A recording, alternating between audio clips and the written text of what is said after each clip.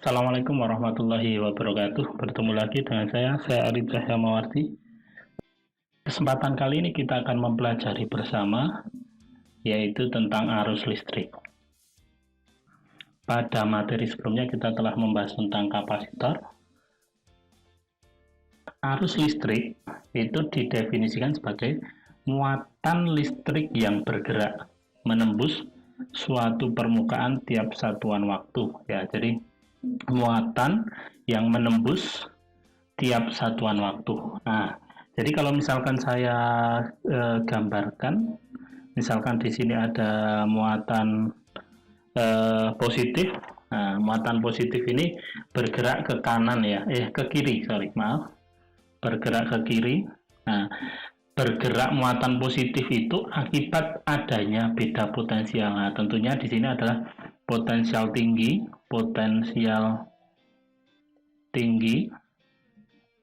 tinggi, kemudian menuju ke potensial rendah. Nah, arah medan listriknya arahnya ke kiri. Nah, arah arusnya itu adalah ke kiri juga. Nah, definisi dari arus itu adalah I sama dengan dq per dt. Maka dq itu sama dengan I kali dt. Kalau misalkan saya integralkan, dq itu saya integralkan, Q itu sama dengan integral dq sama dengan integral 0 sampai T I dt. Nah, inilah yang disebut dengan arus listrik. Jadi arus listrik itu adalah muatan yang bergerak menembus suatu permukaan tiap satuan waktu. Nah, dari persamaan ini I sama dengan dq per dt ini, maka I ini memiliki satuan ini, coulomb per sekon ya. Nah, I itu sama dengan 1 coulomb per sekon, itu sama dengan 1 ampere. Jadi arus listrik ini memiliki satuan coulomb per sekon atau ampere. Kemudian mengapa muatan itu dapat mengalir? Seperti yang tadi sudah saya jelaskan bahwa muatan itu dapat mengalir atau bergerak itu karena ada beda potensial ya. Jadi muatan positif itu akan bergerak dari potensial tinggi ke potensial rendah. Nah, kalau misalkan saya gambarkan E-nya arahnya ke kiri, maka potensial tingginya itu ada di sebelah kanan ini, kemudian potensial rendahnya itu ada yang di sebelah kiri ini. Nah, begitu ya. Mudah-mudahan bisa dipahami. Saya jelaskan di sini, muatan positif akan bergerak dari potensial tinggi menuju potensial rendah. Kemudian muatan negatif akan bergerak dari potensial rendah menuju potensial tinggi. Jadi misalkan saya punya kawat itu ya, kemudian ini adalah muatan negatif. Nah, medan listriknya itu arahnya ke sana. Maka arah dari gerak muatan itu arahnya ke sana. Geraknya. Akan tetapi untuk menentukan arah arus listrik itu bisa dilihat dari sini. Arah arus listrik sesuai dengan pergerakan muatan positif. Jadi kalau ini muatan positifnya itu ke kiri, maka arah arus listriknya itu adalah dia ke kiri. Nah, begitu ya.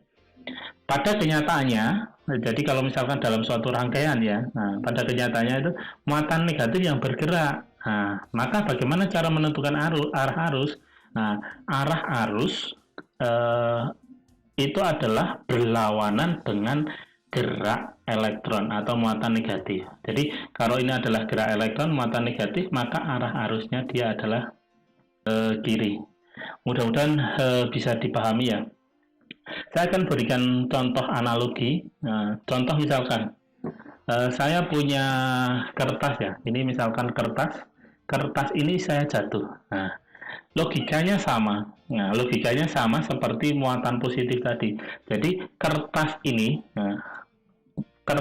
jatuh itu karena ada beda potensial. Di sini potensialnya tinggi, kemudian di bawah adalah potensialnya rendah. Jadi dia bergerak dari potensial tinggi ke potensial rendah. Jadi logikanya seperti itu. Kemudian saya akan membahas berkaitan dengan kerapatan arus. Kerapatan arus listrik ini adalah besaran vektor ya, besaran vektor. Nah, disimbolkan dengan huruf J, seperti ini. Nah, J itu sama dengan arus I dibagi dengan luas permukaan atau A. Nah, luas permukaan itu juga adalah besaran vektor. Maka I itu sama dengan J dot. Nah, jadi arus itu adalah perkalian dot antara J dan A. Contoh misalkan perhatikan ya, di sini arah arusnya ke kiri, tapi arah arus ini dia besaran skalar ya. J sama dengan I per A, kemudian I itu sama dengan J dot A ya. Vektor J dikalikan dot A. Kemudian J itu dia arahnya seperti saya gambarkan di sini. J itu arahnya ke kiri, kemudian A itu juga arahnya ke kirinya. Potongan kecil dari sini, ini saya beri nama DA. Yang menembus dari sini, ini namanya saya beri nama DI. Atau potongan kecil dari arus yang mengalir di sini, ya. Maka DI itu sama dengan J dot DA, ya.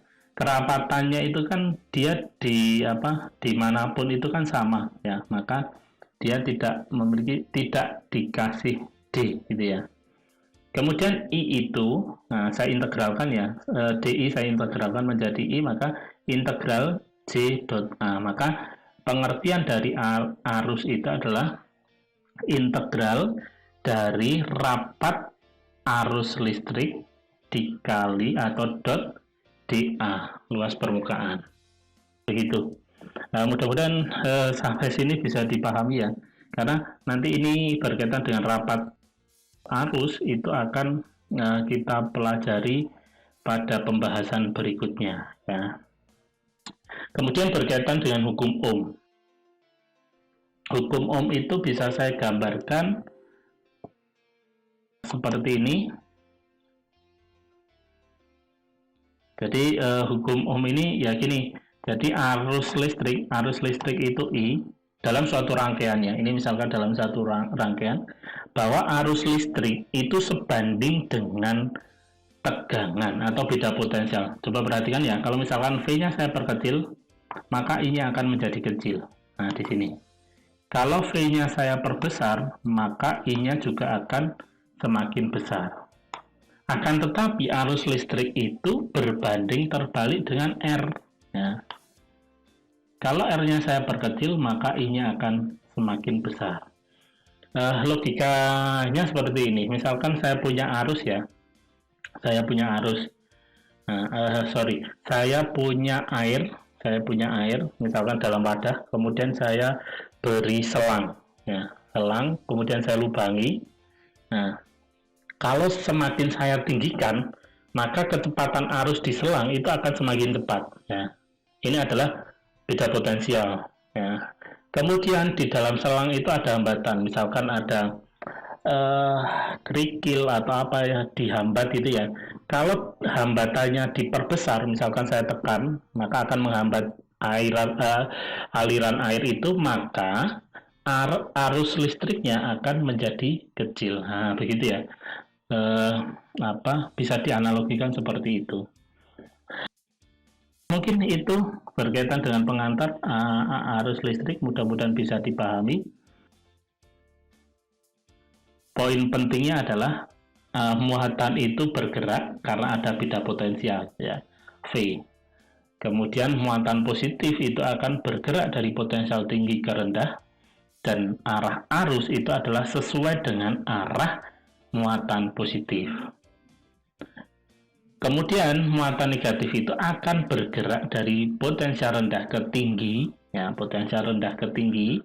Arah arusnya adalah kebalikan dari gerak elektron atau muatan negatif.